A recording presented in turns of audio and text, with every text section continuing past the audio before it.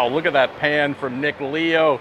I'm Racer's Marshall Pruett. Got a little engine update for you here heading into race weekend. We saw here there were some engine changes at the end of the first week going into qualifying.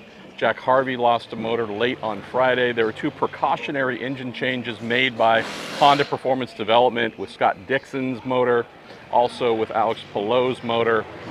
To explain the story on RACER.com, Honda's not saying what, totally respect that, but there's a component made by a vendor in those motors that they found prone to not being happy, possibly breaking the engine.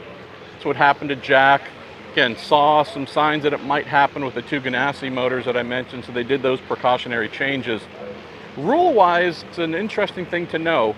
For the full season entrants, full-time entrants, they come into the month of May with the motors they used in the Indianapolis Grand Prix and for however long. There's nothing special that goes into the cars going through qualifying for the full season entrants. But once we get through qualifying, IndyCar says, hey, the Indy 500's our biggest deal. We want reliability to be as good as possible. So just for the race itself, and they actually go in, get used on carb day, but just for the race itself, you can put in a fresh motor, brand new motor just for the 500. Then that'll need to get used later in the season.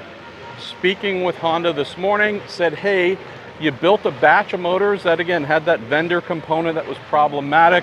Those were built a long time ago, weeks ago, months ago, however long. But knowing that you have fresh motors coming in for the Indy 500, have those motors been updated?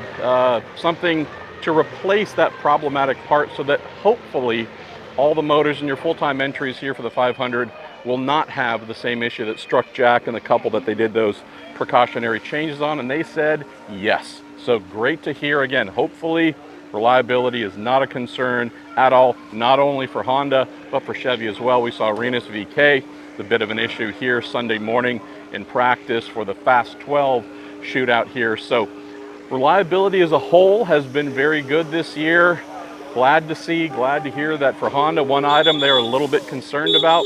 Sounds like going into the race, there'll be no reason for concern whatsoever.